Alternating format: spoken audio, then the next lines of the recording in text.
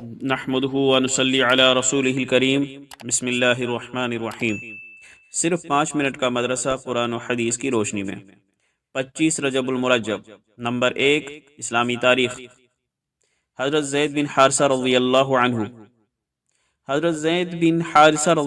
عنہ رسول اللہ صلی اللہ علیہ وسلم کے متبنہ یعنی منہ بولے بیٹے تھے۔ بچپن میں ایک مرتبہ آپ رضی اللہ عنہ اپنی والدہ کے ساتھ ایک قافلے میں کہیں سفر پر جا رہے تھے کہ ڈاکوؤں نے مال لوٹ لیا اور بچوں کو غلام بنا لیا اور انہیں مکہ میں لا کر فروخت کر دیا۔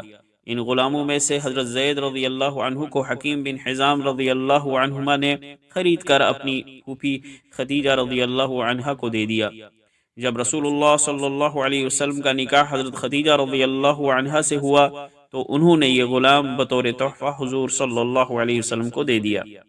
اس وقت ان کی عمر تقریباً 8 سال کی تھی۔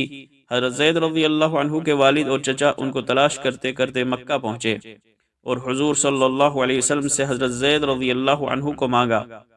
حضور صلی اللہ علیہ وسلم نے فرمایا اگر وہ تمہارے ساتھ جانا چاہے تو مجھے کوئی اعتراض نہیں، اور اگر نہ جانا چاہے تو میں ایسے شخص پر زبردستی نہیں کر سکتا۔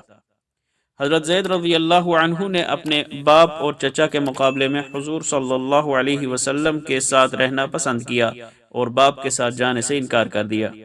سن 8 ہجری غزوہ موتا میں حضرت زید رضی اللہ عنہ شہید ہوئے۔ نمبر 2، اللہ کی قدرت۔ گرگٹ۔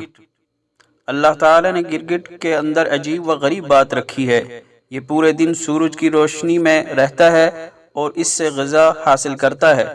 جب شام ہوتی ہے تو کیڑے مکوڑوں کا شکار کر کے اپنا پیٹ بھرتا ہے اور ماحول کے رنگ کے بدلنے کے ساتھ ساتھ اپنا رنگ بھی بدلتا ہے۔ کبھی لال ہو جاتا ہے، کبھی کالا، تو کبھی ہرا رنگ بدل دیتا ہے۔ جس رنگ کے درخت پر چڑھتا ہے اسی رنگ کو اختیار کر لیتا ہے۔ اس کی آنکھیں ایسی ہوتی ہیں کہ وہ چاروں طرف دیکھ سکتی ہیں۔ اللہ کی شان کہ اس نے ایک چھوٹے سے جانور کو بہت ساری خوبیاں دے رکھی ہیں۔ نمبر 3، ایک فرض کے بارے میں۔ توبہ کرنا واجب ہے۔ اللہ تعالیٰ کا فرمان ہے اور اے مومنو تم سب اللہ کے سامنے توبہ کرو تاکہ تمہیں کامیابی نصیب ہو۔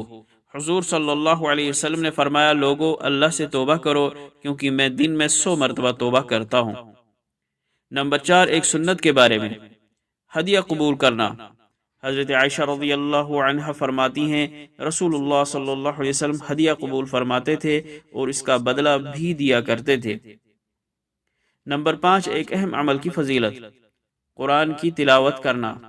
رسول اللہ صلی اللہ علیہ وسلم نے فرمایا قرآن شریف کی تلاوت کیا کرو اس لیے کہ قیامت کے دن یہ اپنے ساتھی یعنی پڑھنے والے کی شفاعت کرے گا۔ ایک گناہ کے بارے میں۔ سر کے بال چھوٹے بڑے رکھنے کی ممانعت۔ رسول اللہ صلی اللہ علیہ وسلم نے قضا سے منع فرمایا۔ حضرت نافع سے پوچھا گیا کہ قضا کیا ہے تو انہوں نے کہا قضا اس کو کہتے ہیں کہ لڑکے کے سر کے بعض حصے کو مونڈا جائے اور بعض حصے کو چھوڑ دیا جائے۔ نمبر 7، دنیا کے بارے میں۔ دنیا سے بے رغبتی پر جنت کا انعام۔ رسول اللہ صلی اللہ علیہ وسلم نے فرمایا جو بندہ بھی زہد اختیار کرے یعنی دنیا کی چاہت اپنے دل سے نکال دے اور اس کے عیش و آرام کی طرف سے بے رغبتی اختیار کر لے تو ضرور اللہ تعالیٰ اس کے دل میں حکمت کو جمائے گا اور اس کی زبان پر بھی حکمت کو جاری کرے گا اور دنیا کے عیوب اور اس کی بیماریاں اور پھر اس کا علاج و معالجہ بھی اس کو آنکھوں سے دکھائی دے گا اور دنیا سے اس کو سلامتی کے ساتھ نکال کر جنت میں پہنچا دے گا۔ نمبر 8، آخرت کے بارے میں۔ اہل جنت کا کھانا پینا۔